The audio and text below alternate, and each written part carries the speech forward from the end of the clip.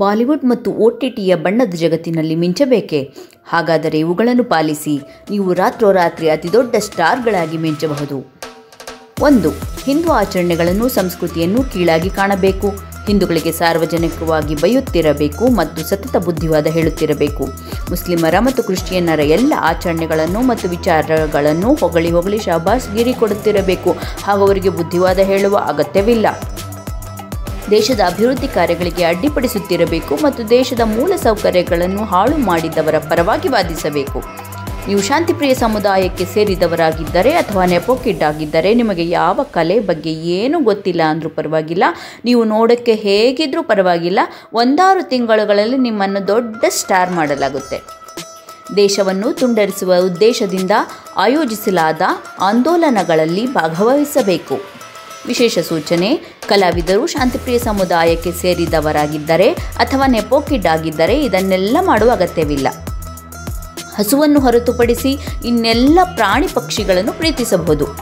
ಇನ್ನು ಕೆಲವರು ಕೊಂಚ ಅಸಭ್ಯ ಕೆಲಸ ಮಾಡಬೇಕಾದ ಸೌಭಾಗ್ಯ ಪಡೆಯಬಹುದು, ಆದರೆ ಅವನ್ನು ಇಲ್ಲಿ ವಿವರಿಸುವ ಅಗತ್ಯವಿಲ್ಲ ಅಲ್ಲವೇ? ನೀವೇ ಅರ್ಥ ಮಾಡಿಕೊಂಡು ಬಿಡ್ತೀರಾ? ಈ ಕೆಳಗಿನ ಡೀಪ್ ಸ್ಟೇಟ್ ನಿಗದಿಪಡಿಸಿರುವ ಓಕ್ ವಿಚಾರಧಾರೆಯನ್ನು ಮನಸ್ಸೋ ಇಚ್ಛೆ ಹೃದಯದಲ್ಲಿ ಪೂಜಿಸಬೇಕು. ಓಕ್ ಇಚ್ಛೆಗಳು ಕೆಳಗಿನಂತಿವೆ. ಇವುಗಳನ್ನು ನೀವು ನಂಬಲೇಬೇಕು. ಇಸ್ರೇಲ್ ಕೆಟ್ಟ ಪ್ರಾಣಿ ಮತ್ತು ಪ್ಯಾಲೆಸ್ತೀನ್ ಭಗವಂತನ ಅವತಾರ ನಂಬಲೇಬೇಕು. ಹೆಂಗಸರು ಎಷ್ಟಾದರೂ ಬಟ್ಟೆ ಬಿಚ್ಚಬಹುದು, ಅದು ಅವರ ಇಷ್ಟ. ಆದರೆ ಗಂಡಸರು ದೇವಸ್ಥಾನಗಳಲ್ಲಿ ಪೂಜೆ ಪುನಸ್ಕಾರಗಳಲ್ಲಿ ಮೇಲುಡುಗೆಯನ್ನು ತೆಗೆದರೆ ಅದು ಬ್ರಾಹ್ಮಿನಿಕಲ್ ಪ್ಯಾಟ್ರಿಯಾರ್ಚಿ. LGBT ಕಮ್ಯುನಿಟಿ ಜನರನ್ನು ಸಮಾನತೆ ದೃಷ್ಟಿಯಿಂದ ನೋಡಿದರಷ್ಟೇ ಸಾಲದು, ಅವರನ್ನು ನಿಮ್ಮ ಹೃದಯ ಮಂಡದಲ್ಲಿ ಪ್ರತಿಷ್ಠಾಪಿಸಿಕೊಳ್ಳಬೇಕು. ಅಷ್ಟಲ್ಲದೆ ನೀವು ಹೆಣ್ಣಾಗಿ ಹುಟ್ಟಿದ್ದರೂ ನೀವು ಗಂಡಾಗಿರಬಹುದೇ ಎಂದು ಆಗಾಗ ಪ್ರಶ್ನಿಸಿಕೊಳ್ಳುತ್ತಿರಬೇಕು. ಅದೇ ರೀತಿ ನೀವು ಗಂಡಾಗಿ ಹುಟ್ಟಿದ್ದರೆ ನೀವು ಹೆಣ್ಣಾಗಿರಬಹುದೇ ಎಂದು ನಿಮ್ಮನ್ನು ನೀವು ಪ್ರಶ್ನಿಸಿಕೊಳ್ಳುತ್ತಿರಬೇಕು. ಓಕ್ ಅಜೆಂಡಗಳಲ್ಲಿ ಇವು ಮುಖ್ಯವಾದವು. ಸಿನಿಮಾಗಳಲ್ಲಿ ಮತ್ತು ಸೀರೀಸ್ಗಳಲ್ಲಿ ಹಿಂದೂಗಳು ಜಾತಿ ಎಂದು ಒಬ್ಬರನ್ನೊಬ್ಬರು ರಸ್ತೆಗಳಲ್ಲಿ ಹೊಡೆದಾಡಿಕೊಳ್ಳುತ್ತಿರುವುದಾಗಿಯೂ, ಆದರೆ ಮುಸ್ಲಿಂ ಮತ್ತು ಕ್ರಿಶ್ಚಿಯನ್ ಬಾಂಧವರುಗಳು ಪ್ರೀತಿ ವಾತ್ಸಲ್ಯಗಳಿಂದ ತುಂಬಿ ತುಳುಕಿ ಅಹಿಂಸಾ ಮಾರ್ಗದಲ್ಲಿ ಬಿದ್ದು ಹೊರಳಾಡುತ್ತಿರುವುದಾಗಿಯೂ ವಿಜೃಂಭಿಸಿ ತೋರಿಸುತ್ತಿರಬೇಕು. ಇದೇ ರೀತಿಯ 100 ಸೀನ್ಗಳನ್ನು ಸೃಷ್ಟಿಸಿ ಇದೇ ಸರಿ ಎಂದು ಜನರನ್ನು ನಂಬಿಸಿ ಮೂರ್ಖರನ್ನಾಗಿಸುತ್ತಿರಬೇಕು.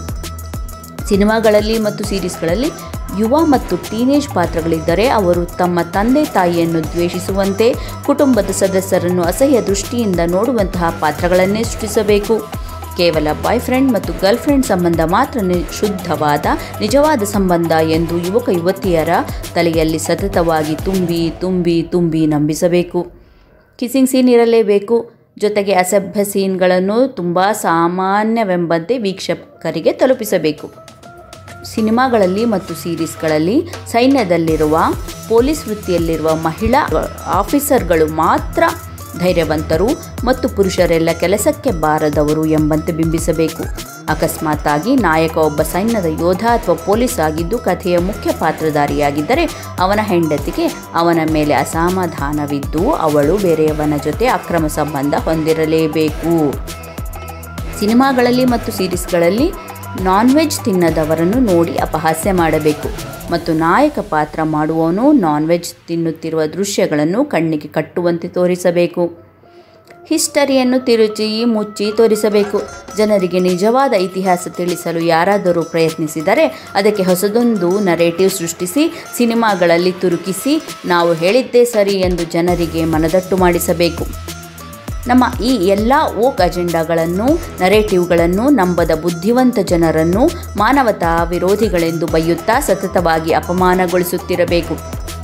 ಇಂತಹ OTTಗಳಾದ ನೆಟ್ಫ್ಲಿಕ್ಸ್, ಅಮೆಜಾನ್ ಮತ್ತು ಮುಂತಾದವು ಮತ್ತು ಬಾಲಿವುಡ್ ಅಂತಹ ಶ್ರೇಷ್ಠ ಕಲಾ ಮಾಧ್ಯಮಕ್ಕೆ ಇನ್ನು ಬುದ್ಧಿ ಬಲಿಯದ ಚಿಕ್ಕ ಮಕ್ಕಳು ಮತ್ತು ಯುವಕರೇ ಟಾರ್ಗೆಟ್. ಎಂತಹ ಸಾಮಾಜಿಕ ಸೇವೆ ಅಲ್ಲವೇ? ಆಹಾ, ಅದ್ಭುತ!